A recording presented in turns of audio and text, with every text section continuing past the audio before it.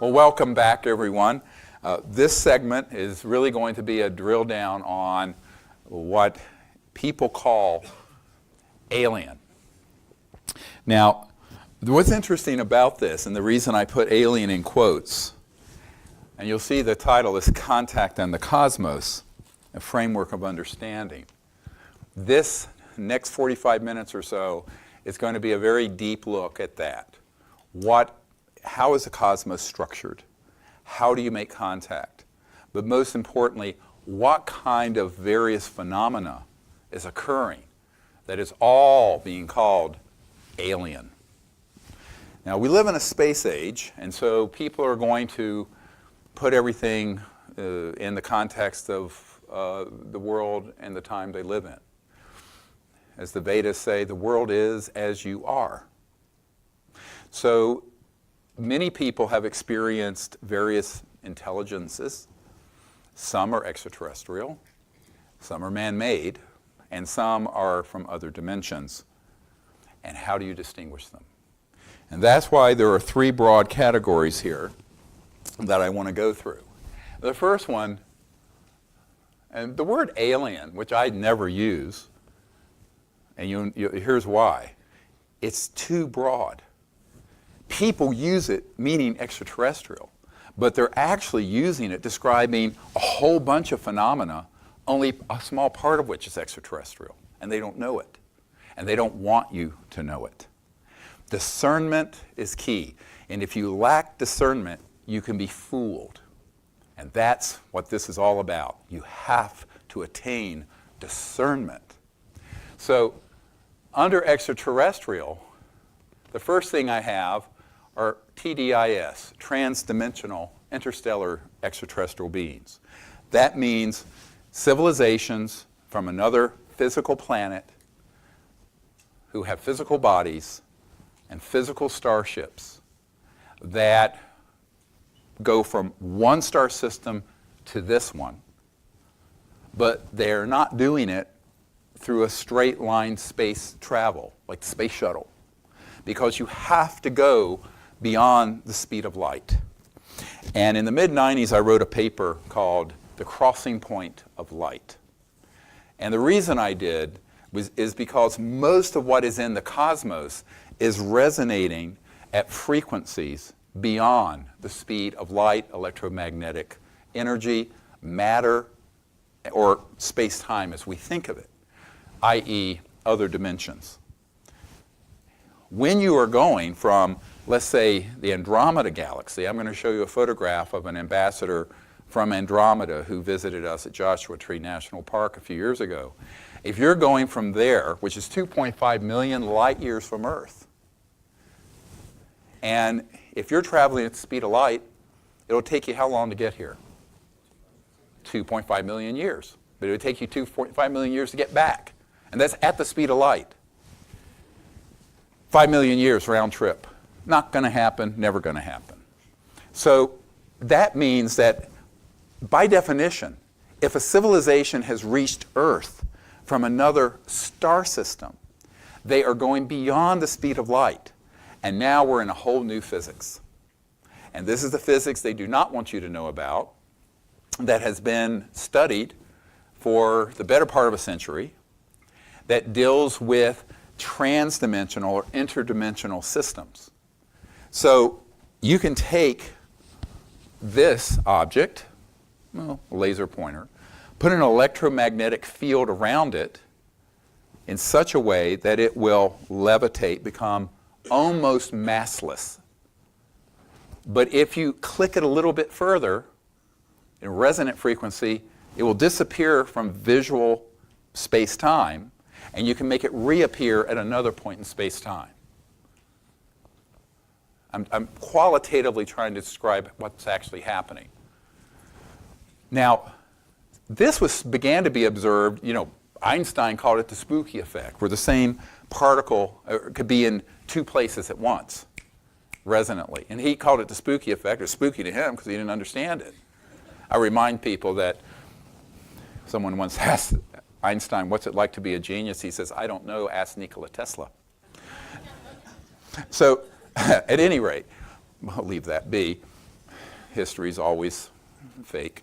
But what you find is that civilizations that have evolved past the nuclear level, the subatomic level of understanding, beyond even the 0-point energy level, into the transdimensional level, are extraordinarily developed, where their technologies are interfacing with linear space-time, this dimension, 3D, 4D, but they're actually traversing other dimensions to go from point A to B, however briefly.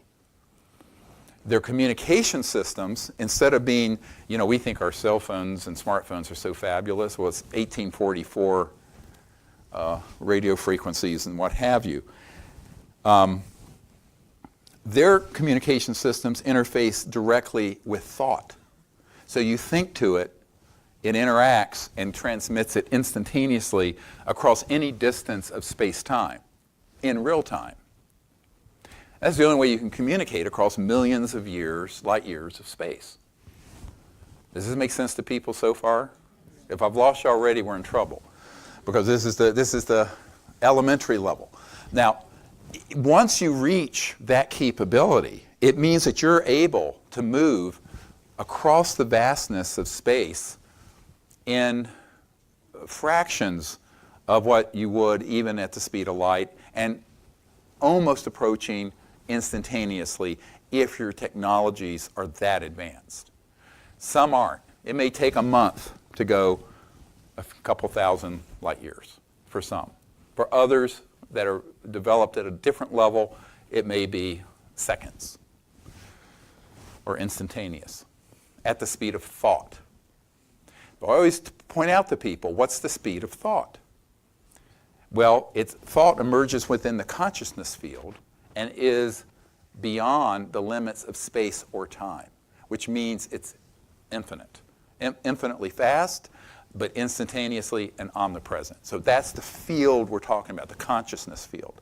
Now, when you're dealing with an interstellar civilization, here on the left side of this chart, now you have all these technologies, and this is just a brief summary. So you have very advanced artificial intelligence to the level where the AI, artificial intelligence, is exact mirror of the consciousness of the occupants of the craft. How many people have had an encounter with a UFO and felt that the craft itself was conscious? Yeah, I mean, that's the real McCoy, because their technology is transmitted straight through it. And their guidance systems are linked to their bioelectric field and thought. And their communication systems are interfacing with coherent thought. Not just random thoughts, but you think coherently with intention, bang, bang. Transportation, similarly. They're dropping, if you will, or rising into a dimension beyond the frequency of light, time, matter. And that frequency, it looks like they just disappear. Well, they haven't disappeared. It could be sitting right here in the corner of the room. And you wouldn't see it with the naked eye, nor would any camera necessarily get it, sometimes. But they will be sitting right there. And this is not the same as cloaking. This is actually where an object, quote, dematerializes. But that's a kind of a pop culture term. It's actually the resonant frequency of the craft and everyone on it is shifted. So it's beyond the visible and beyond the limits of linear space-time. And that's how they're moving across these vast distances, because they're in a state of masslessness. Now, if you look at your physics equations, there's an inverse relationship between mass and velocity. But if mass goes to zero, velocity theoretically can go to infinity. Does this make sense? So this is your elementary high school level physics. But that's what we're dealing with in terms of the science of these extraterrestrial civilizations. And they have what I've called TAC and CAT, technology-assisted consciousness and consciousness-assisted technology, meaning that they have technology that assists their own consciousness in communicating, seeing what's been called remote viewing distant places. They also have consciousness that interfaces with the technologies. So it goes both directions because there's a virtually seamless integration between thought, mind, craft, and all of those technologies. This is why I opened this meeting today, saying that the big science of the next 1,000 years is going to be the science of consciousness. This presents a problem, as you will see if you look at this chart. Because look what else is up there in front of you. You have naturally occurring, not extraterrestrial, but interdimensional beings. And, there are all kinds of, I'll give you one silly example of this. Anyone ever heard of a ghost? Well, I'm an emergency doctor, so I've had a little experience with some strange things in the ER at 3 and 4 in the morning. And doctors often have these experiences. They don't like to talk about it because they don't want to be ridiculed, because we're all still in kindergarten in our ego structures. We're afraid of being, they're going to make fun of me. Oh, fuck that. So, grow up. So, excuse my language, but it is time for us to sort of like own this stuff. I was in the ER in North Carolina, and we had a patient come in, terrible trauma case, and he died, intoxicated. It was a violent death, murder. And so we did what we could, can't do everything. He passed away. A few hours later, the whole ER gets quiet. No one's in there for one moment of peace, 3 or 4 in the morning. And I'm sitting in the center with the nurses, and we're just hanging out. All of a sudden, in the trauma room that he had passed away in, the EKG machine turns on, the IV pump turns on, the cabinets open, and all the junk, IV bags and stuff start hurling onto the floor. There's nobody in there. He was so mad. This guy was so mad, he came back and was able to interface from the dimension you go into when you drop your body and go into your astral form. And he was there in the ER doing all this chaos. Now the nurses and I looked at each other. We knew exactly what this was. But of course, this is not going into the patient's chart. Patient returns 3 hours later and tears up the trauma room. No. We're not going to do there. But I wanted to keep my medical license. So, and it's a shame you can't talk about these things in scientific circles. But all right, that's the reductionist paradigm that science is in now. But it happened. Now, that was an extraterrestrial, but it interfaced with this dimension and had a physical effect. And it was a deceased human being in a state of rage, still attached to the point where he passed away in that trauma room. Now, there are millions of accounts like this. There are also dimensions where you have beings that are intelligent that were never in this dimension, but who are in those other dimensions, who can push into or affect or have manifestations in this dimension. And that weren't human, but also aren't extraterrestrial. You see where I'm going? And those dimensions are equally real. And there have been phenomena related for years about, will be called an angel or a fairy or a this or a that. It doesn't mean it's an extraterrestrial, but someone without the knowledge of this cosmology.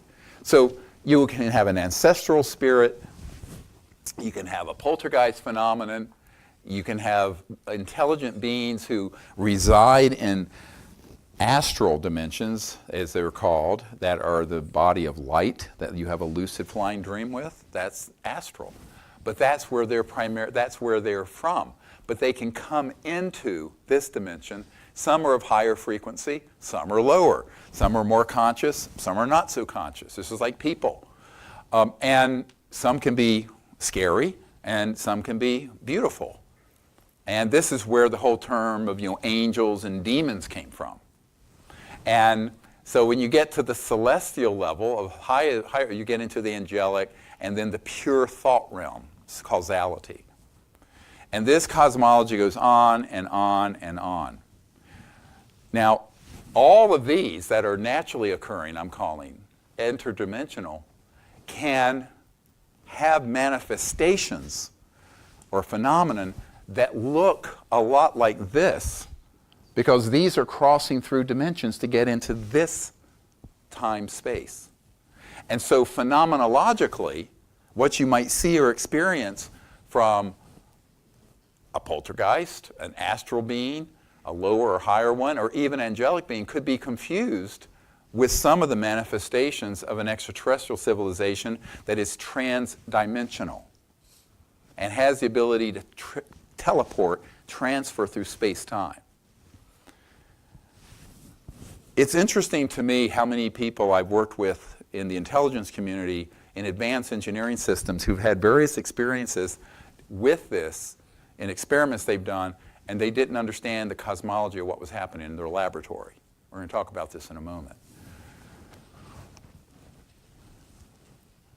Now, there's another category of ETs. These are ones that are not developed technologically. They're physical, they're conscious, they have higher intelligence. They're like us, not having attained interstellar technological capabilities yet, at least not publicly acknowledged. But they have the ability to develop consciousness, and in consciousness, astrally project or see other worlds and appear in this one. For example, let's turn this around to the human experience. The Aboriginals in Australia, well known for dream time, where in dream time they communicate with each other, can see what's going to happen the next day, go to distant places, and it's part of their culture, many cultures, to do this. Now in the West, we've suppressed all this. That's voodoo or whatever. It isn't. It's a natural capability for the human mind to be able to go to distant places within the faculty of consciousness itself. So to confuse things further, you could have extraterrestrial civilizations that are not yet interstellar and transdimensional in terms of traveling, but who have the ability to be aware of us, and we could be aware of them, but within the thought realm or the lucid dream realm. They're real, but they're not physically able to move off their planet yet. Maybe they're like we were when we were cavemen, but they have consciousness, and they can experiment and travel, and they do. So that's another category. Now you're saying, boy, am I confused now? And I'm trying to give some clarity. This is actually the simplest level of this I can provide you. The interstellar civilizations that we would call extraterrestrials, ET, like in the movie ET or Close Encounters of the Third Kind. Those civilizations have attained a level of science where they can move from one star system to another and go transdimensionally. I call it transdimensional more than interdimensional because they're just transiting those dimensions. Does that make sense? As opposed to interdimensional beings that are based in other dimensions that can then pop into this one. Now, there are a lot of people that I've talked to who have had experiences with beings that quite clearly were not ET, extraterrestrial, but were ultra-terrestrial or interdimensional beings. And they think that they were an ET because we live in an era that's space age. And there's very few people trying to provide clarity on this. And I find that very curious because most of this information is ancient knowledge that's in most cultures, right?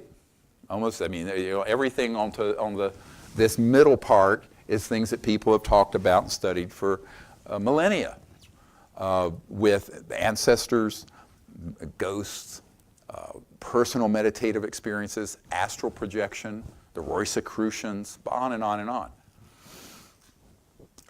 But if you don't understand that there's this enormous overlap in phenomenon between a trans-dimensional interstellar civilization and how these other interdimensional beings that are based in other dimensions might appear to you, you're going to get the two confused. You need to be able to ask the question, is it ET or something else? And the most complicating one is the one I will get to in a moment on the right side as you're facing this chart. And those are the man-made phenomena. But let's nail down these first two. Do you get this? Is this clear to people? So, no? Yes, okay. So, I'm not saying that extraterrestrial civilizations, all of them are at the level of trans-dimensional and interstellar. There are ones that aren't traveling here physically, but which we may detect. And they may be able to appear in a way that is non-corporeal. Or, if they're very advanced, physically, but they don't have a spaceship. Because that's one of the advanced Vedic siddhis, S-I-D-D-H-I-S, where you can materialize yourself at remote places. Before I was a medical doctor, I was a scholar of the Vedas and Sanskrit and a meditation teacher, so this was like really my root education. And what you find with this is that there's a very important distinction that needs to be understood if you're going to go out under the stars with your team to make close contact with these civilizations. Because in the process of doing the meditation and the consciousness work together, you might have an experience with an extraterrestrial, an interdimensional being, an interdimensionally traveling extraterrestrial that doesn't have a spacecraft but is still planetary bound, or you may be targeted by the intelligence community with some what's called WSFM, weird science and frickin' magic. That is what they call it. Northrop Grumman, they just call it PFM, pure effing magic. That's the high end of the electronic systems. And those can simulate everything ET, everything interdimensional. And those have been fully operational since at least the 50s. So this is the bombshell coming. Now, there's a method to my madness of putting this chart up. I don't know if this is clarifying things. We can spend an entire day on each column. We don't have an entire day. We have another 1.5 hours. So what I want to do is give you a few little examples of each. Let's say you're out under the stars. You see an object in the sky. It materializes, doesn't move in like an airplane. It then dematerializes. The next thing you know, there are these beings walking around you who phase in and out of this dimension that some people can see and some cannot. But the cameras sometimes will photograph them because the CCDs and the digital light cells will pick them up that your eyes can't. I'll show you some of these pictures. These are actual ETs. But they're moving non-linearly and non-locally because the nature of the cosmos is that it is a conscious holographic universe. The entire cosmos is awake. And every star and every photon and everything that exists in it has as its basic level of energy and foundation pure consciousness. Now, the science behind this has been pretty well established over the last 50 years, and in scientific labs like Dr. John at Princeton, where they've done experiments with random number generators. They can, put a random number generator out there, have someone visualize it spitting out more zeros than ones, and it will. Two people who love each other or who are united be 10 times the effect. This is going to have a big meaning in a little while, because that's the power of people coming together who understand what conscious mind is.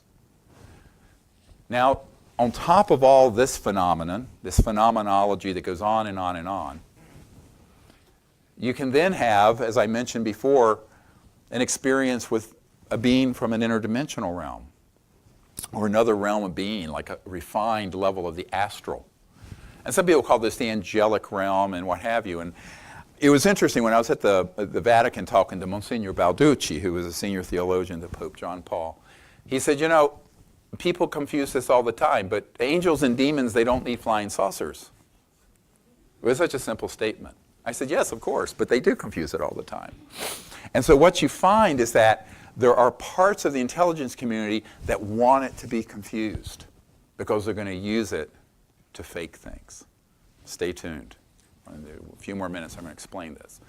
Now, on the other hand, the actual extraterrestrial civilizations, they're sort of waiting for us to wake up a little bit and make contact with them, but they also are preparing in case we don't and we blow the system.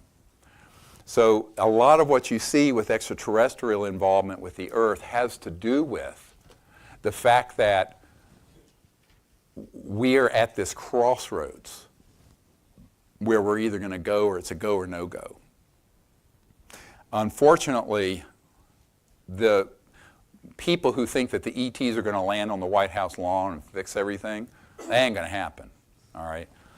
As I wrote in 1991 in a paper that got passed very quickly through the intelligence community and the aerospace community, there are only a few conditions under which there would be an overt massive intervention. And they're ones that would involve a catastrophic geophysical collapse, like a polar shift or something like that, or asteroid hit that made the dinosaurs extinct, a massive thermonuclear war, some other kind of man-made or natural catastrophe that would be an extinction level event. Then the intervention is going to be overt. You can see it everywhere, all over the Earth at once. Short of that, they're waiting for us to become peaceful, civilized, nonviolent, etc. And that's what they've been waiting for a long time. Meanwhile, they also know that there are elements of human civilization that have advanced far ahead of what's been disclosed to the public, that have weaponized interdimensional technologies as well as technologies that can potentially go interstellar. And that becomes an existential threat to not only the human race, but to other civilizations and other planets. There's where the conflict is. Very serious problem. Now, once you get into this area, and now we're going to get into some of this fun. And I call this the exotic hidden knowledge of the aerospace, science, and high-tech world that isn't at Apple, and it's not in Silicon Valley for the most part. They're operating out of the Skunk Works, Lockheed Martin. They're operating out of Northrop. They're operating out of certain SCIFs, secure communication information facilities that are underground. And they are amazing. Now, unfortunately, I've been read into a lot of these. Read into is military speak for briefed. In my sojourn over the last quarter of a century, since 1993, I've been brought to places where a lot of this exists. And I've been given documents and demonstrations, and it's kind of toe-curling and mind-blowing. And about 1994, I had people come to me who felt I needed to know what were in these projects that had been developed 40, 50 years earlier, after World War II. Now, the most obvious, and this is a wonderful, we just got this, but those of you who can see it, this is the alien reproduction vehicles that were at Norton Air Force Base.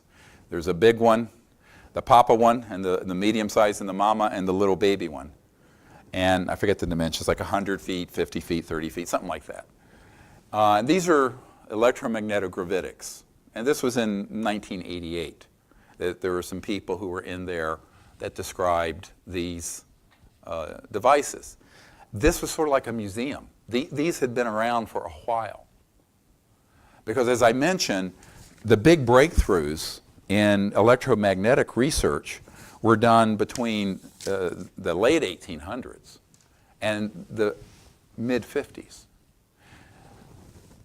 A man named Rick Foch, who I'd worked with for years, who was a senior scientist at the Naval Research Labs, had been in the vault, it's called, and seen documents where it described that we had mastered gravity control in October 1954. That was, I was born in 55. I'm no spring chicken. So since most of us have been alive, we have not needed cars, jets, rockets, trains, ships on the ocean like we see, shuttles, space shuttles, centralized utilities, oil, gas, coal, nuclear power. All of it has been obsolete since before I was born. Now, this is scandalous because we've run amok of the planet, have had untold millions of people die from poverty, starvation, oil wars, etc., all unnecessarily. If we had gotten it right between World War I and the end of World War II, we didn't. The oligarchs, the warmongers, and the fascists keep undermining human advancement. You have to understand this. So these technologies, if you look at the work of T. Townsend Brown, in the late 20s, he was doing work that was causing lifter and levitation effect. 20s. So by the time World War II ended, Hitler and some of his folks, they had some ingenious people, were working on this. And they got pretty close to gravity control. Not quite. And that was all then brought in, as I mentioned earlier, by OSS, which became the CIA, into the United States. And that was joined by the use of advanced electromagnetic weapons to track and target and down extraterrestrial spacecraft that were doing reconnaissance at our top secret nuclear and early space facilities. The reason they were is that once we detonated the atomic bomb, that not only set up a cosmic signal that was detected, it also was the hallmark that our civilization was potentially able to destroy itself, but also was on a technological curve that could project that power elsewhere in the universe to destroy other worlds. Now keep in mind, there are planetary civilizations out there that are more advanced than we are that have never had a war. They don't have weapons, they have no defenses, they don't have any of that. So it is a serious problem when a civilization reaches where we have reached, where our technological capabilities have gone beyond our social and spiritual development. And that's what began to happen between the early 1900s and now, the last 100 years. But in the classified world, they began to work on this very aggressively. I will remind you that the top secret memo from T. Townsend Brown stated, T. Townsend Brown, from Wilbur Smith from Canada in '51 stated that this area of research, the modus operandi, he stated, of how the UFOs work was the most secret project in the U.S. government, exceeding the secrecy of the development of the hydrogen bomb. Now, the hydrogen bomb wasn't detonated until '52. That document's '51. You have to ask yourself, what is more sensitive than an H-bomb, the ultimate doomsday weapon? It's these technologies. And so the security and the secrecy that began to evolve around these systems eventually went into the unacknowledged super black special access project world and beyond the reach of the Congress, the president, what have you. Fast forward to Eisenhower's speech in '61, where he says, as he's leaving office, to beware of the military-industrial complex. He wasn't opposed to the military. He's a 5-star general. He was a patriot. But he had been torpedoed and betrayed by these fascistic elements within this system, and he knew it. He was not a stupid man. So he was a trusting person, and he trusted some of the wrong people. And there's how we went awry, very badly. So between the end of World War II and 1954, an enormous R&D project was involved with studying not only innate human breakthroughs in electromagnetogravitics, but also it was then joined by research, reverse engineering and studying extraterrestrial vehicles and seeing how they work. Now that was a very heavy lift because, you know, we're running around with vacuum tubes, right? And things like this. And you're dealing with civilizations that are transdimensional, interstellar, that have, you know, something this big that would run an entire city from the 0-point field, and are transferring through space-time in a non-local way, a teleporting fashion. But trillions of dollars later, great progress has been made. And not just in energy generation and propulsion. That part you can understand. You're pulling energy from the 0-point field, the foundation of space-time.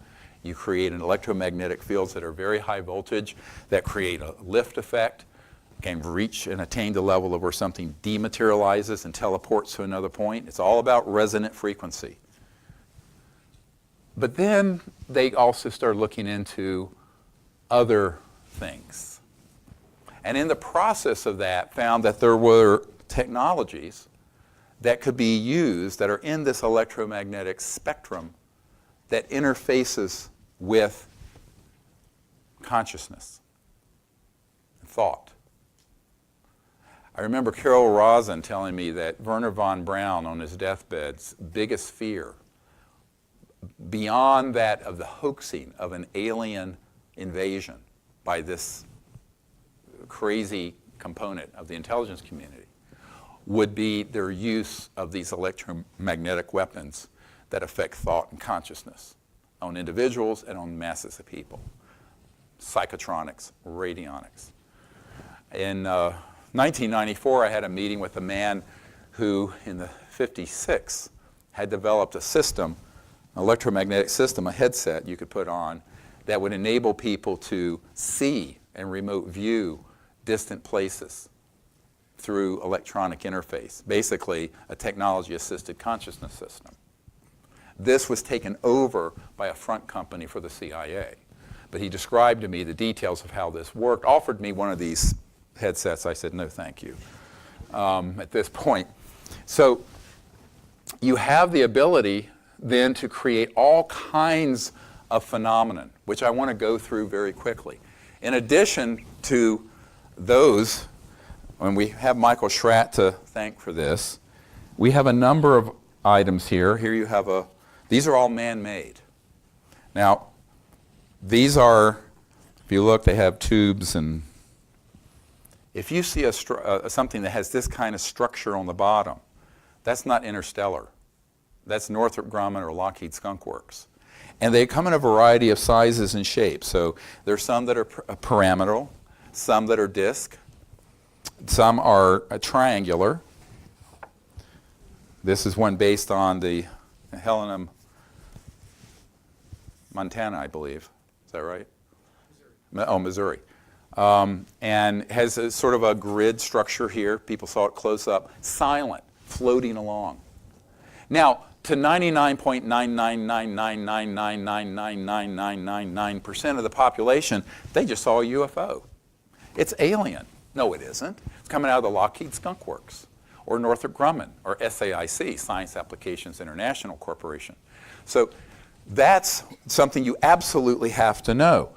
And you have others that look like, they're like a boomerang, and they have lights and structures on the underneath side. He's done a beautiful job in detail. I don't know how many of you can see it, but you're welcome to see these later. The point I'm making is almost every kind of platform, rectangular, triangular, chevron, disc, circular, that have a corollary in extraterrestrial devices that have been seen and tracked. They've experimented with and replicated in classified, unacknowledged special access projects.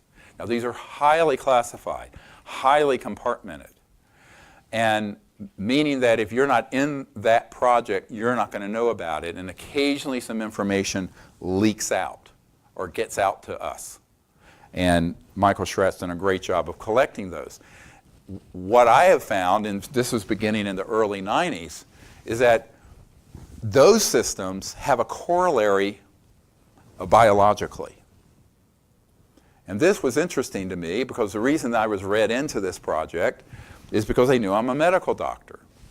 And I began to look into it, and I discovered that there were a lot of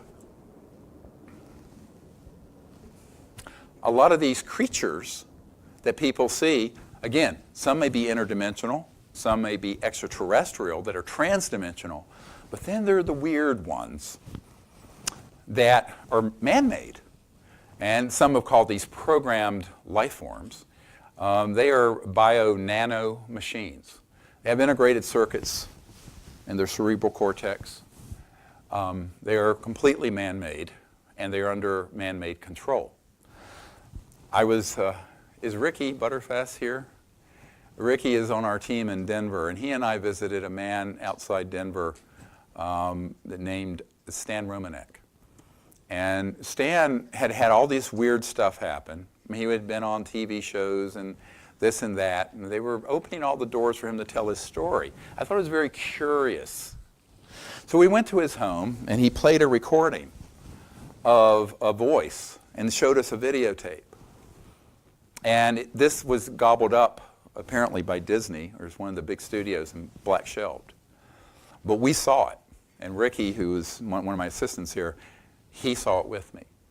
And it's this, well, it looks like one of the Greys, totally man-made. And it's there walking like this, kind of stiff. And it comes into his kitchen. He has his camera on. A chemical canister is thrown. He didn't know this. It knocks him out, and the camera falls over. And the next day, he gets a phone call, because his father apparently had been in the military, from someone who knew this was going on, was just trying to give him a heads up. And they were using a synthesized voice that sounded like a British woman. And it was saying, Stan, that one that happened last night, that was one of the fake ones. It was one of the fake ones. And there was one of the investigators from MUFON there, and a couple other people, and Stan and his wife. And I said, yes, of course, that's one of the fake ones. They said, what does that mean? I said, oh, for God's sakes, this has been known for 40 years. These are the ones that are man-made, that the UFO subculture say are aliens. Well, they're alien. They're not extraterrestrial. Now you're getting really worried, because everything you think you know is true, that you think is true, is false.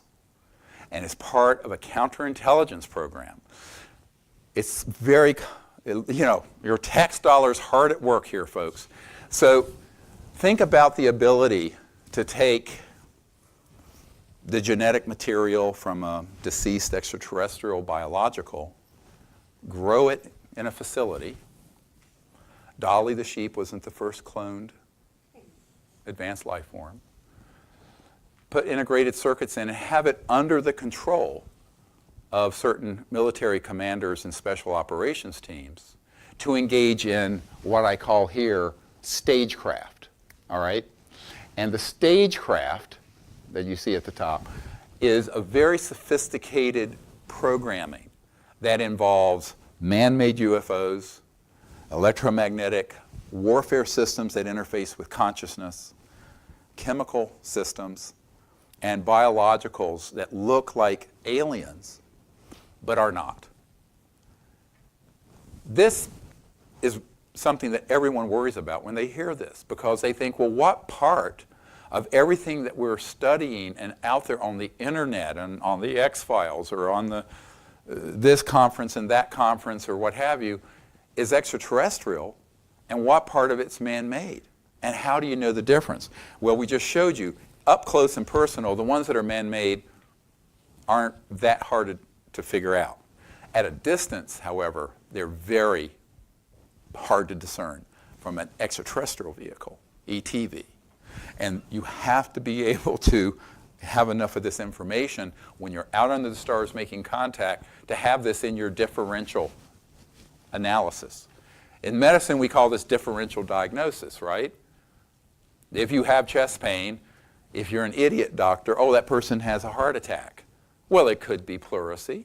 It could be a dissecting thoracic aneurysm. It could be dozens of things. So if you go to an incompetent physician, he'll just treat you having a heart attack and miss the thing that your aorta's blowing up. So you have to have enough knowledge. The reason this knowledge is essential for you is that all of you are going to be asked tonight to become ambassadors from Earth to these civilizations. You cannot do that if you're going to mush up all this together in one melting pot of undiscernible phenomena. It isn't possible. Does this make sense? So this is really, as far out as all this sounds, and as big of a bridge I'm trying to take you across, it is really the beginning level. This is what you should have known decades ago. I found when I was studying this that they also have the ability, if you go to some of the Skunk Works programs and some of the things they've done at Montauk.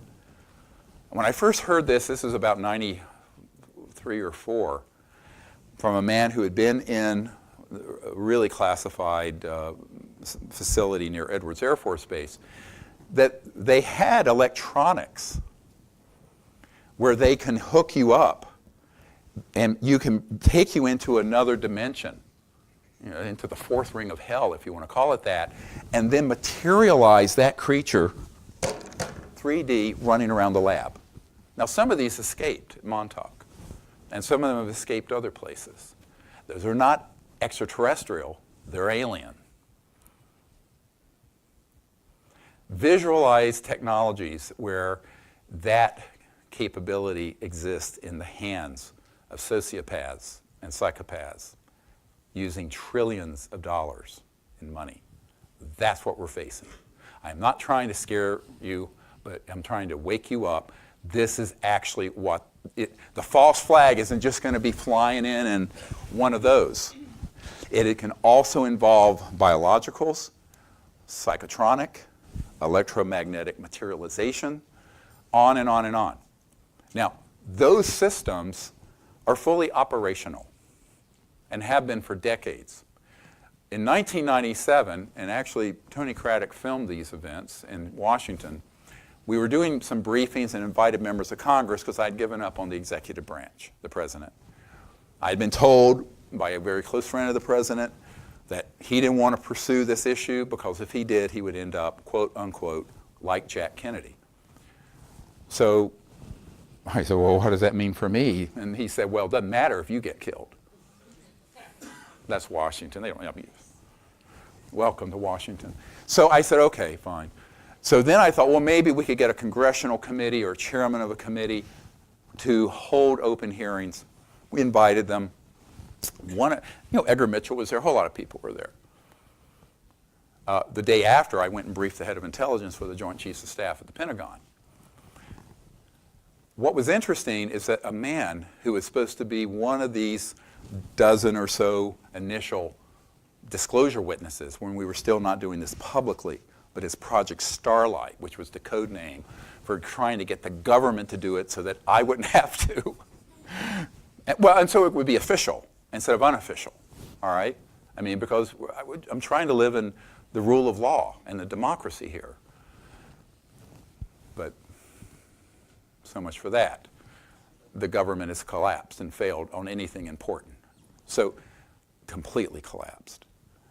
So this man was going to account to these members of Congress the next day that he had been on an interagency committee in 1974 where everything that you're seeing here, the ARVs, the program life forms, interdimensional portals, psychotronic, electronic, holographic systems that can be created that bring from other dimensions things into this world, that aren't extraterrestrial but would confuse everyone as alien, that they would hit a button. He said this was so operational, you could hit a button, it would be unleashed, and virtually every man, woman, and child on Earth would think it was an alien attack.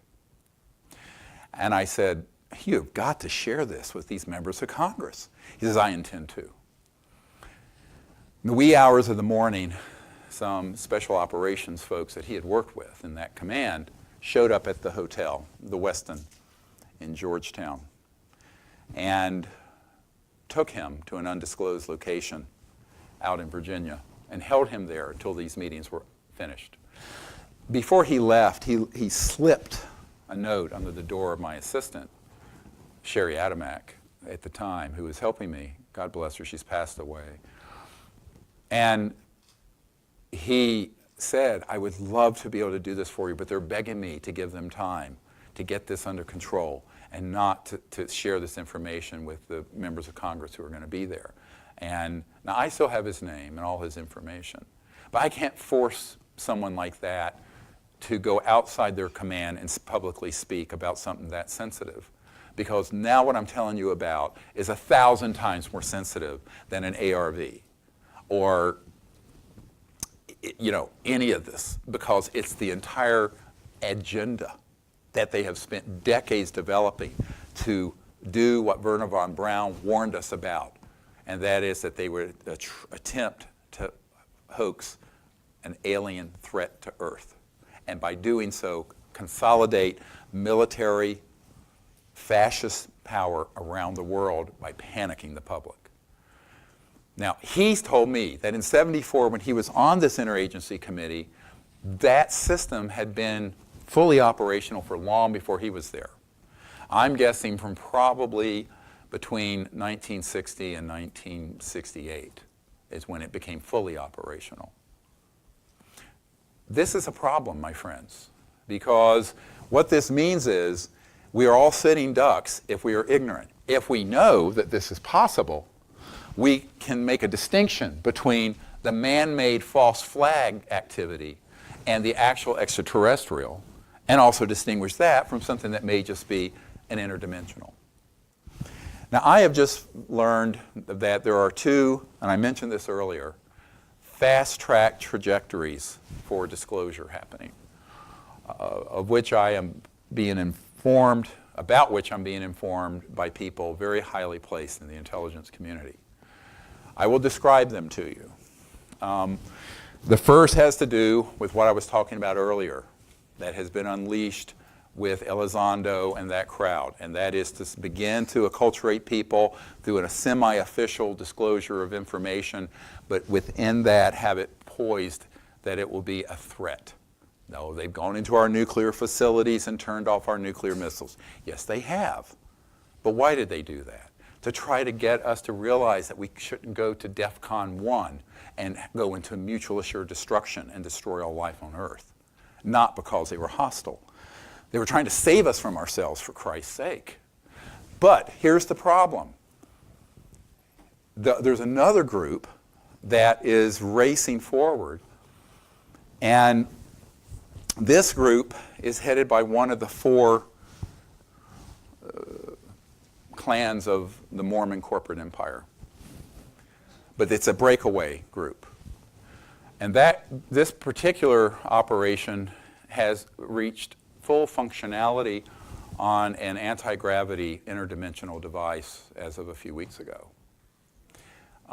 There is a part of the intelligence community that they just had a meeting in Cheyenne Mountain between the April 28th and May 5th to discuss this and to go or no go on disclosing that system as part of a disclosure. Here's the problem. Some of the people in that team want to present it as an eschatological end-of-the-world system. Because one of the things that happened in the lab out in Salt Lake City recently was when they hit a certain frequency, not only did this device, it's about the size of a basketball, was it levitating and had free energy, but they hit a resonant frequency that tapped in to these other dimensions but lower dimensions, and all kinds of monstrous things started coming out, and they filmed it. Now, as soon as this happened, I was notified by these senior officials within the intelligence community, NSA and CIA.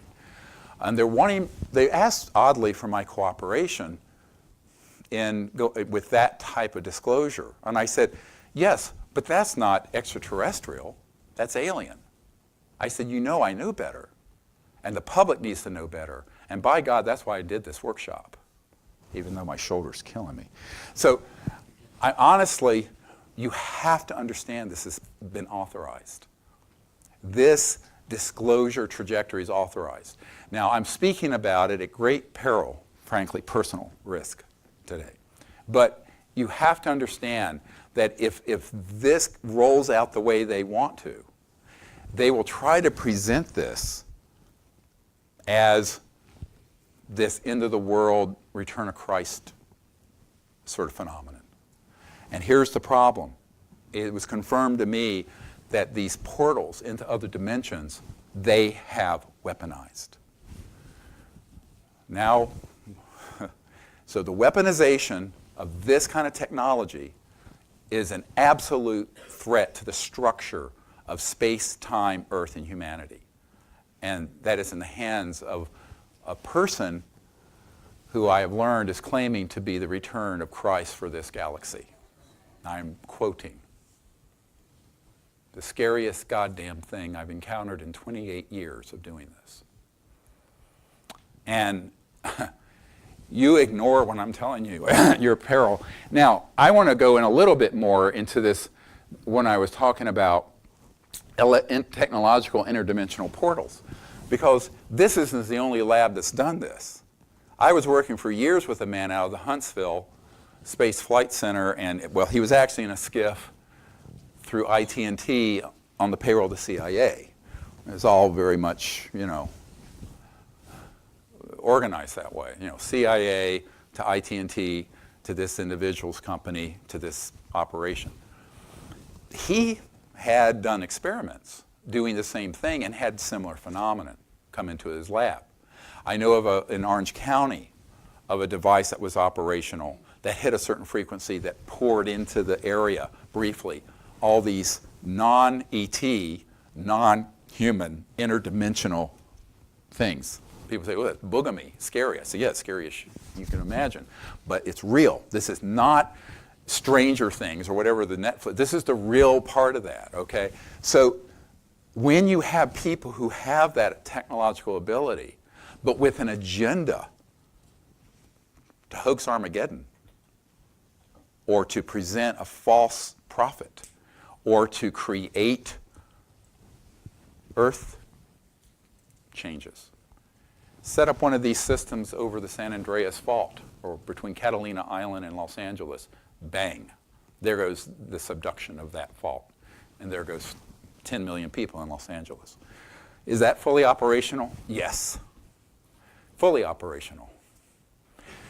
20 years ago, I said, people have no idea how dangerous an unchecked, very powerful entity is that has no supervision of the executive, the Congress, or the people doing things like this. Not everything you can do should be done.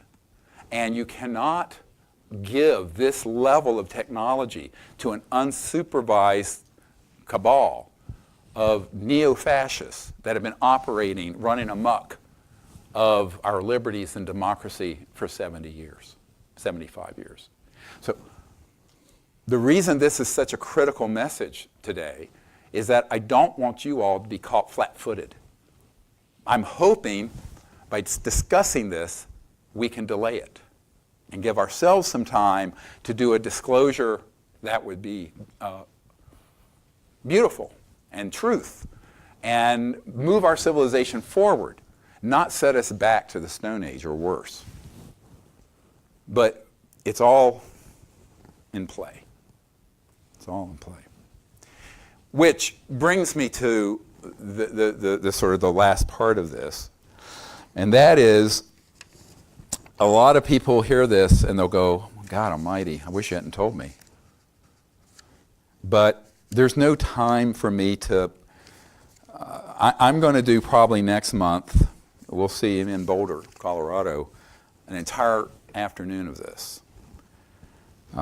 Because there's too much information that you have a need to know. And, excuse me, I'm trying to find something here. But ultimately, we're going to have to figure this out ourselves. And I think that the biggest mistake that we can make is to think that the president or some other leader is going to do it for us, but let's hope they still do. But who's going to get their ear first? Us? Or these operatives at the agency? Us? Or people within the corporate world who want and need to have this kind of catastrophe happen? This is really a battle for the minds and the hearts of the human race. And we just cannot delay and keep delaying the truth coming out. Now, in a perfect world, most of what I just shared won't be known too much for decades in terms of, but we need a vanguard of leaders, you, me, people who are listening on the internet, to do something creative. And this is where close encounters of the third kind come in. Because, excuse me, the biggest challenge we have is the passivity of the people. Get out of your smartphone and your computers and Netflix. Thank you, Netflix, for having unacknowledged. But take some time to be a proactive person. Now, how do you do that? It isn't complicated. Now, getting ready to go tomorrow up to a wilderness area here in Arizona, we're going to spend a whole week where I'm going to be teaching people the science of consciousness, meditation, remote viewing, the CSETI contact protocols that involve the mind being able to see remote planets and star systems and connect to their communication devices and connect seamlessly and then vector them, guide them in. So let's go through some of these images because I wanted to share these with you. Am I in the way? Or we won't be able to show the audio video, but we'll be able to show some of these cool pictures. And we'll take a quick trip. I just want to give you examples of what we've done over the last few years and the kind of phenomenon that's happened. This is all about what's going on with the space and putting things up in space and war. And we'll just show a few of these. Just go straight through them.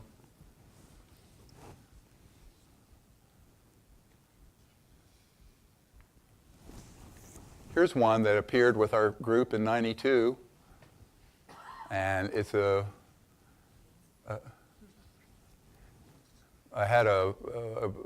it's just a typical reconnaissance vehicle, very unusual, following one of our CE5 members outside Wichita Falls. And then the next one,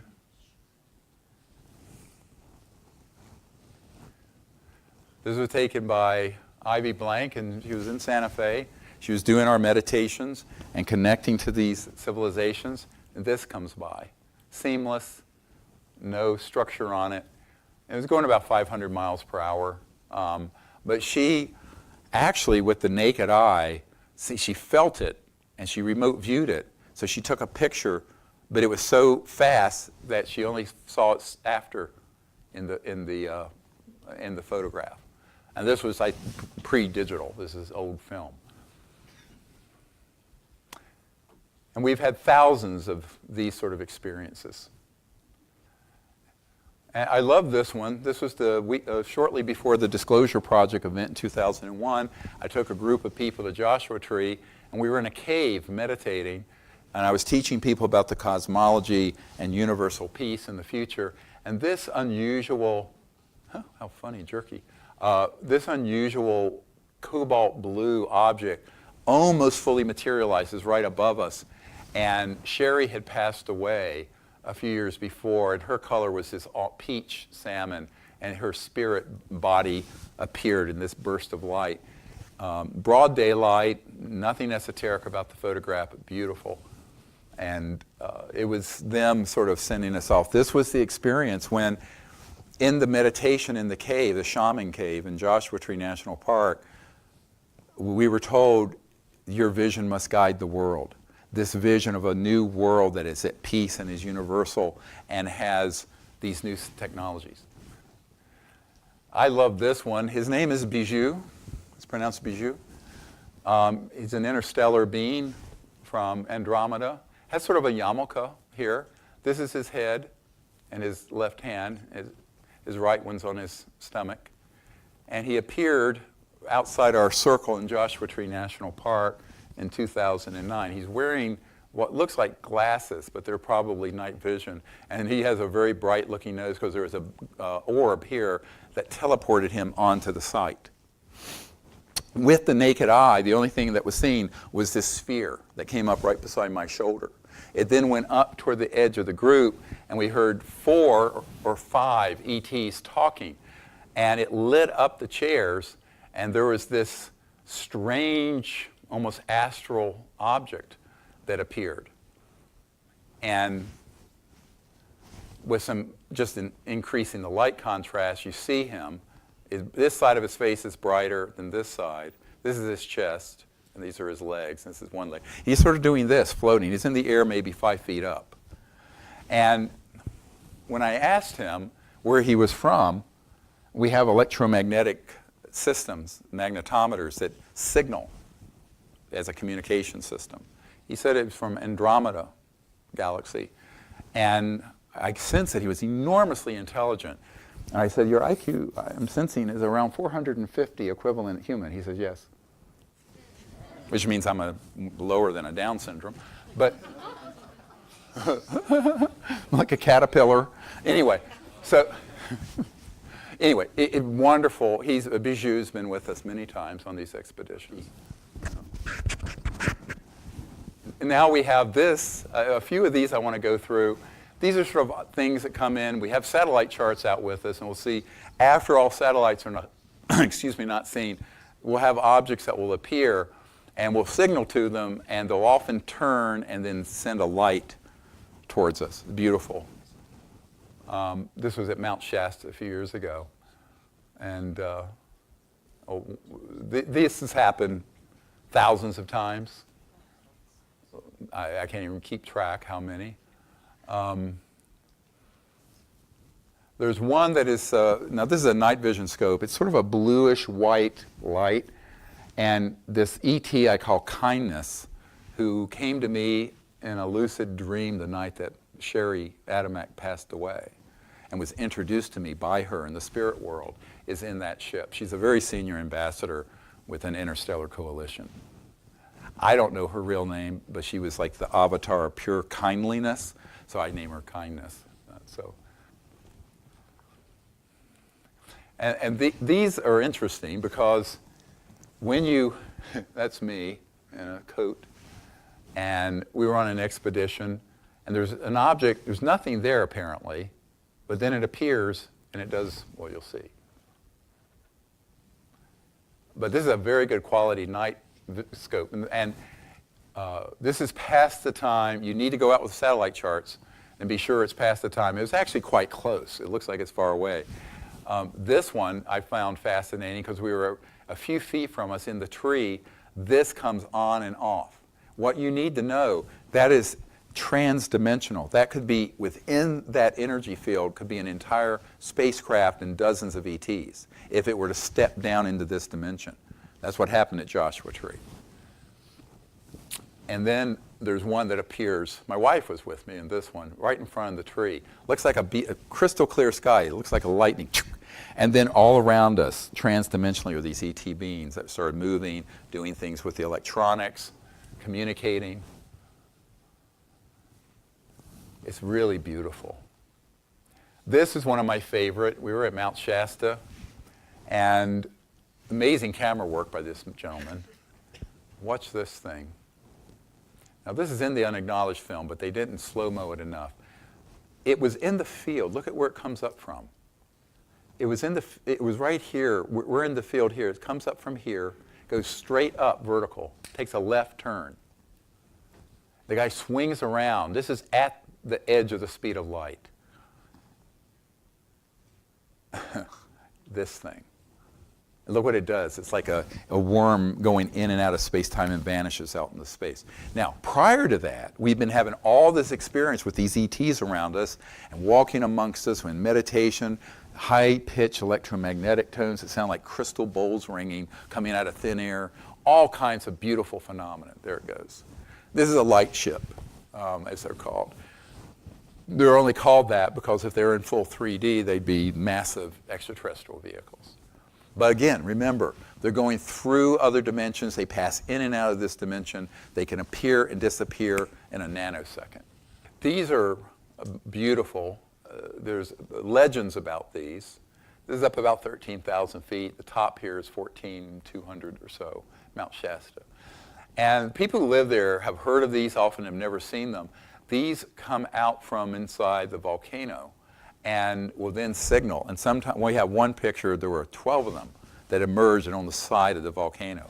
Legend is that they are the remnants of Lemuria, extraterrestrial civilization that was involved with the big continent that was out in the Pacific that sunk, called the Lemurians. I don't know if that's true, it very well may be, but we've had this happen. The scariest thing I ever had happen on one of these expeditions, we had one of these that left the mountain and floated towards us up at Sand Flats.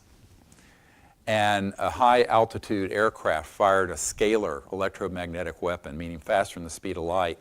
The thing dematerialized right before it hit, and this went into the ground, felt like an earthquake. Crystal clear sky, burrowing through the trees, crashing, and then hitting the earth, going, shook the earth 15 seconds.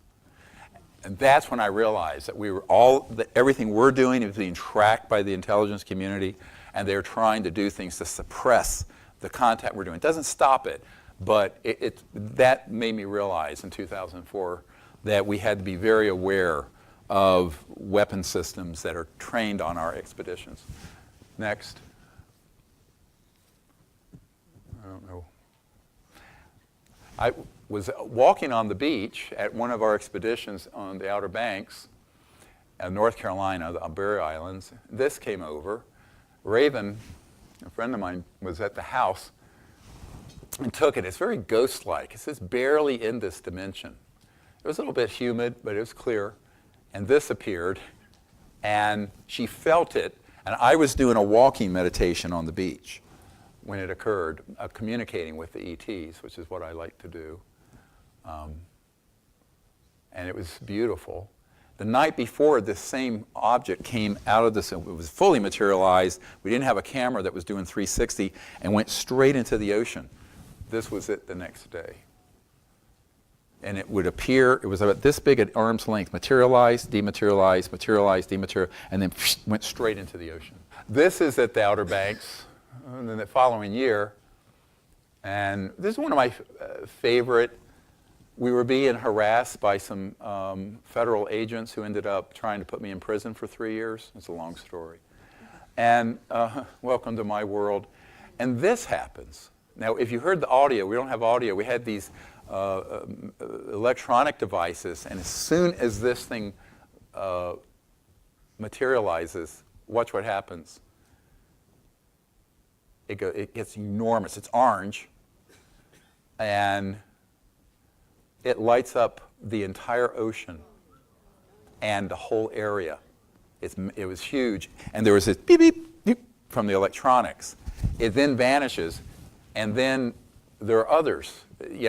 Here's another shot of it. I'll show you another one, though, that makes a 270-degree turn. But look when it's gone, the night vision, there's nothing there. Now, I love this one. It happens over and over.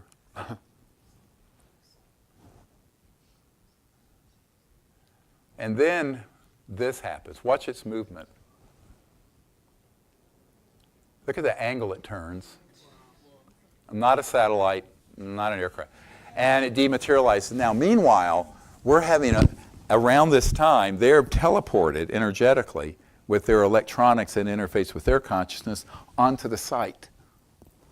And they're interfacing with people, they're touching people, et cetera, and so on. Some people don't like that. I said, well, don't come out with me.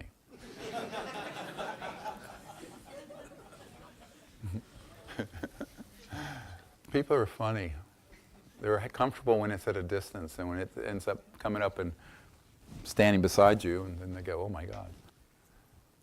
Human-initiated contact, close encounters of the fifth kind. That needs to be a 2-hour speech. Now, we were in France, and this thing flashed in. This is me, and we had about 60 people. There was an admiral in the military, Minister of Defense, who was there incognito. And this strange ghost-like thing partially materialized. You see people turning around. It was visible with the naked eye. It was not fully there. I had a puja table set up over here, which is, I do a Sanskrit ceremony where I do Sanskrit and then I do a puja and we meditate, and it puts people into a state of consciousness that is very cosmic, and that's when they appear. So they always arrive for the puja. I believe Sanskrit actually came from another star system. Next. The root of all Indo-European languages. Now this is beautiful. We were at this on the beach, and this appears right on the sand in front of me. And you can see the eyes very faintly. It's barely in this dimension. It's very crystalline. It's pitch black on this beach. This would be a beautiful cover for a book someday. My 6th book, maybe. But this being highly intelligent, an extraterrestrial civilization at the level of the celestial. So it visualized humanity evolving to the point that everyone on Earth were in cosmic consciousness and enlightenment. That's what we're talking about. 500,000 to 1 billion years ahead of us. You can fill in the blanks on that. Next. And then we're meditating. And there's a, this is one of my favorite, this kind of phenomenon happens. We have another picture like this at a different event. And this happens. So get a load of this. We're in a deep meditation I'm leading, and we're in cosmic consciousness. This is a Peruvian doctor, medical doctor. I call it the cosmic spermatozoa. It looks, and it comes in, and it wraps around her, and she begins to have the kundalini and an enlightenment experience like she's never had. And of course, this happens a lot on these expeditions, but we got it on photograph. Isn't that cool? Yeah. We got to put this in a movie. I don't know how much people are ready for this, but too bad. Are y'all ready for this? Well, yeah. All right. Next. I love this one because it's an object that we were in on top of Woodborough Hill near Alton Barnes, where so many of the crop circle appeared, the real ones. Of course, so many got faked. And it looks like a sun. It's just off the edge of the hill, and you can see people turning to look. And it was this object that materialized into this dimension and lit up and then dematerialized. What I saw in my remote view was a very large craft filled with ETs from different civilizations that were joining us in the meditation. Because that's what they're interested in. They're interested if you have a pure heart, a clear intent, and you're wanting to join them in universal peace. That's it. They don't care about your degrees. They don't care about... This is what the Prince of Liechtenstein said. You know, I've gone all over the world where these UFOs are seen, and they're seen before I'm there and after, but when I'm there, they're not around. Maybe it's my attitude. I said, bingo. All right, next. You got that right. And we're in a crop circle here, daytime, regular settings, a Nikon, very good camera. This is my hand. You see I'm pointing. Now, no one could see this. I saw it in my remote view and also with my celestial vision, which I've developed as a meditator. And there's this object. It's a sphere in the trees. And it was watching us as we were in this beautiful crop circle. And we're about to do a meditation. I love this one because when you do any of the, you can be any tradition, but anything that is deep in consciousness and reaching into cosmic awareness, weird, beautiful things happen. This is a tubular object that comes in and lights up the puja table. This is actually one of our electronic devices.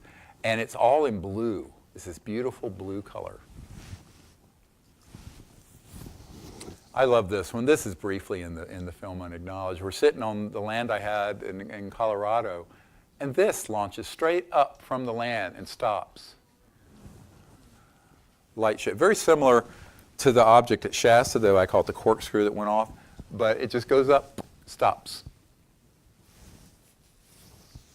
Partially in this dimension, partially not. If they come too far into this dimension, they're very easily hit with a space-based or land-based scalar weapon, which are fully operational, have been since '65. Next. Scalar meaning longitudinal electromagnetic. And this was on the land. It's a similar event. And I sense it's daytime. We're out on the land. This thing lights up. And it's this beautiful golden object that begins to emerge. And I see that they're actually in the aquifer underneath. The third largest aquifer in North America is underneath the land there in Crestone, Colorado. And the ETs are in there and come in and out of there in Blanca Peak, which is the sacred mountain of the east for the tribes of that region for Native Americans. And this appeared on the land. Clear as a bell. Beautiful. There's nothing there. There's a creek called Magic Creek. It actually has another name, but it comes down from the Tibetan stupa that the Dalai Lama asked to be built up there on the mountain. This is so amazing. We're at the beach, and this thing, look, this is 20 feet from us. And we've been having all this contact. An object appears and then lights up, and a shaft of light goes upward. See it? Now, that happens thousands of times. The problem is we usually don't have a camera in the right direction. This time we did, thank goodness. Now, what's behind that? Something very interesting. Because once this vanishes, they're still there. But they're wanting you to go into these other dimensions to commune with them and visit with them. Because it's safer for them. Most people want to be lazy. They expect them to come all that way into our dimension, then sit there like a sitting duck to be shot by these psychopaths with weapon systems. They're not going to do that yet. They're going to do this. But then you can go into their dimension. This was in Australia in 2013. And we're there, and there's all kinds. This is an ultraviolet camera, I believe it was. And we're in a group. It's very kind of been rainy and messy. And very interesting objects appeared all around us. And I love this one. Peeking out. Next. And this is Bijou again. I don't know, we're in here twice. He's beautiful. The energy is so beautiful. Someone said, oh, it's like angel wings. I said, no, that's the energy vortex being held by this orb. Here's the orb, and it lit up this, and he's there. And the group, there were 4 or 5 ETs, all sounded female. Couldn't understand the language. They're speaking. Everyone heard them speaking. Couldn't see them with the naked eye. On the camera, they came out. This is fun. We were, I forget where this was. I think this might have been Arizona. Object just came on and off.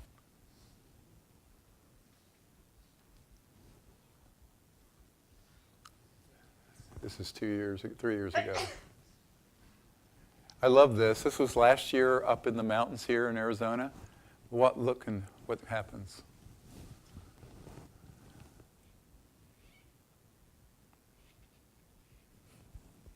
Materializes right there. The first night there were 4 in a row, came on and off, and then it's clear sky here, it vanishes.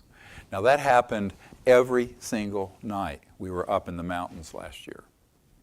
We only got this one because we didn't have people with 360 cameras. We will, hopefully this time. And then we were at Joshua Tree about 1.5 years ago, and with a ultraviolet camera, still photo, this huge complex is filmed. And it came almost every night, about an hour after any satellites were visible, and it moved. It looked like 2 points of light moving that would stop and turn. It was not that far away over Joshua Tree. That's the same year we had what looked like a jet coming in, landing lights, sounded like a jet, right above in crystal clear sky, dematerialized in front of everyone. Yep. Strange stuff. Next. So last year, you go, what the heck is this? You see this darkened area. This is a still camera. A guy who took this, David Marconi, he wrote Enemy of the State, the movie, the screenwriter. He was there and had a camera, and I was speaking. I had just seen a brilliant ruby red light appear between two members of our team, our circle. This is about a year ago, up here in Arizona in the mountains. And you can see this darkened area. The rest of this is sort of the normal light. And there's this head. It's triangular. It kind of disappears up here into the energy field. Pointed chin, eye here and eye here. This is like a tunic, the chest and the shoulders and abdomen, and a hand here.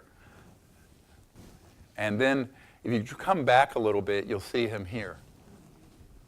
Now, what you can't see, this is the stars, and there's no light.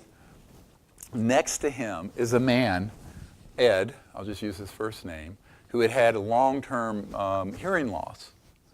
And that night, he had contact with this ET. They're sort of like a manta, like a praying mantis-shaped head.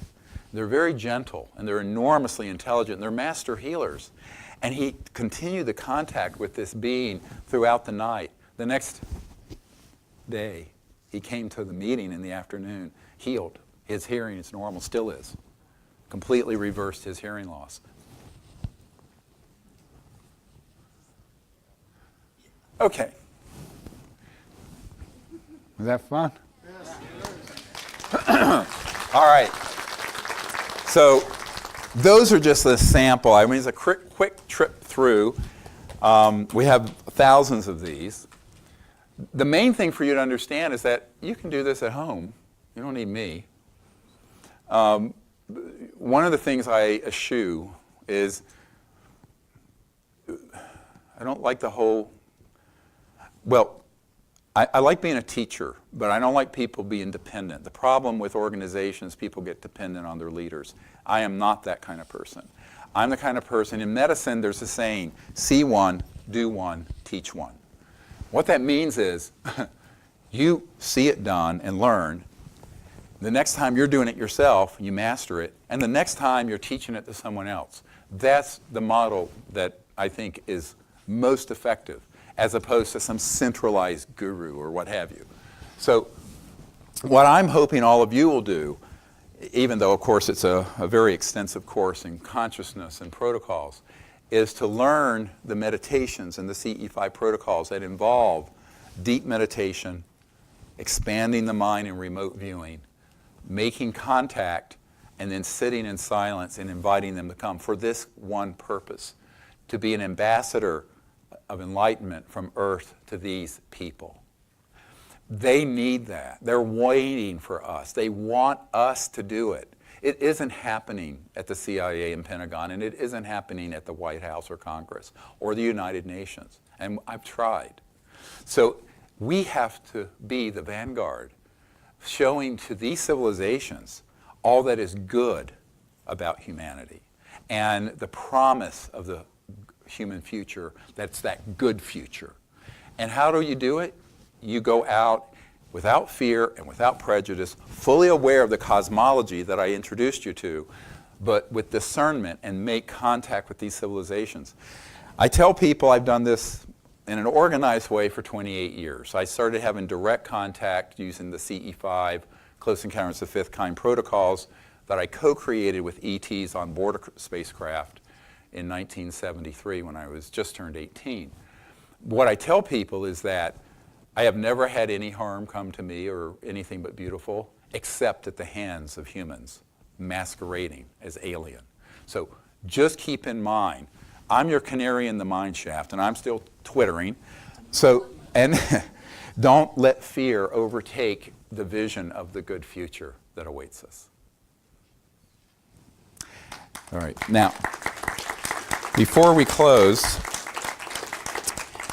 then the lights can come up if you like, I'm going to pretend, and so are each of you, that you are a head of state or the head of the United Nations or what have you. And I'm going to share with you this rough draft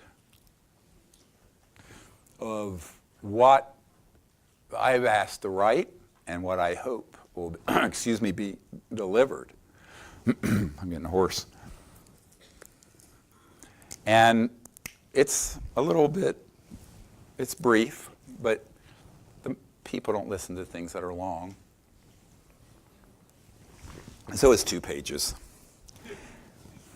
Instead of, well, our textbooks in medicine are 2,000 pages, so you know. Anyway. So it's actually a page and a little bit more. So forgive me for reading, but I'm going to do it. Is that all right? So you can do it, kind of pretend, visualize you're an enlightened world leader who wants to see this happen. And if not, visualize yourself as the world leader making this happen, creating your own reality. All right? So, it should be on a teleprompter. My fellow Americans, or my fellow Russians, or you can fill in the blanks, and all the citizens of the earth.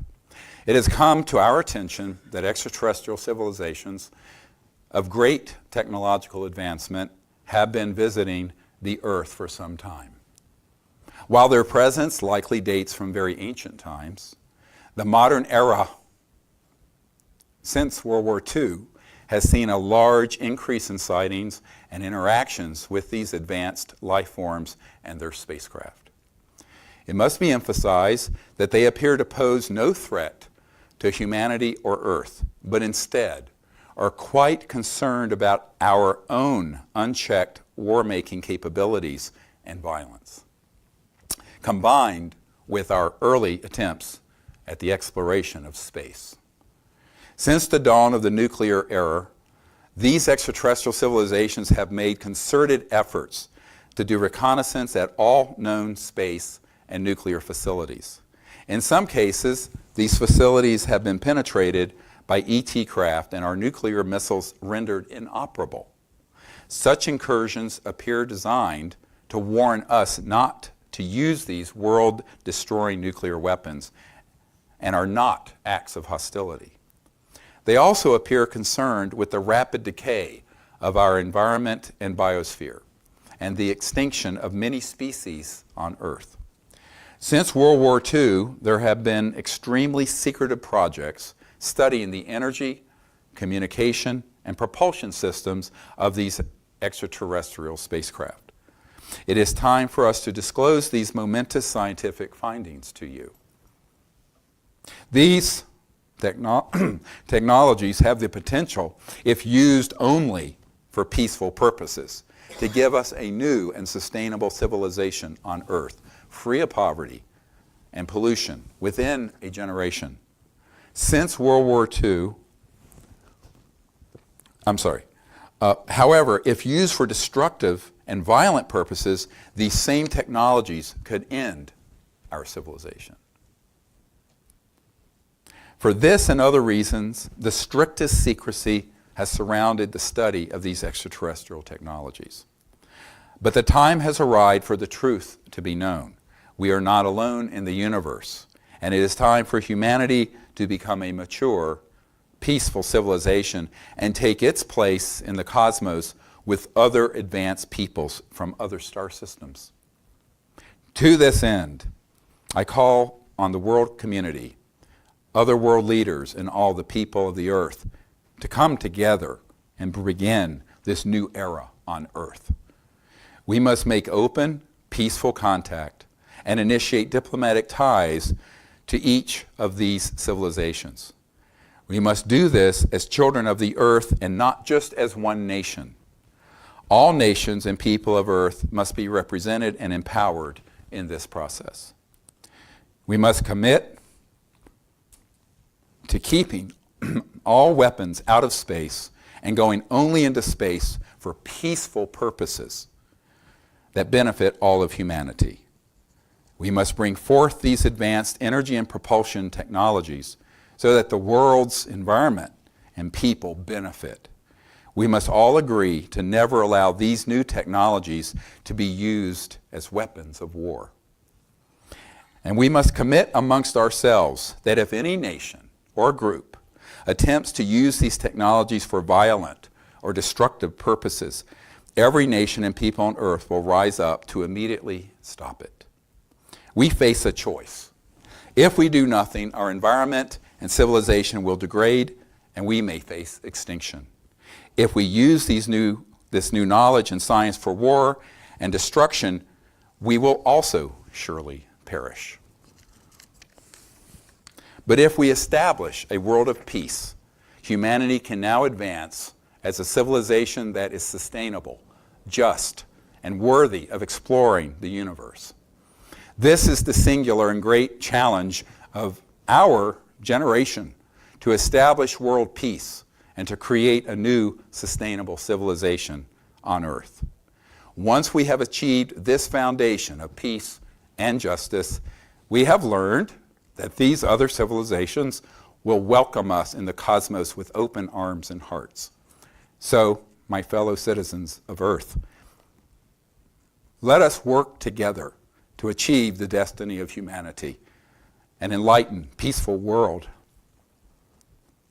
that joins her place among the other peoples of the cosmos. For this is the only possible good future for humanity. It is time for us to unite as a people and create that good future now.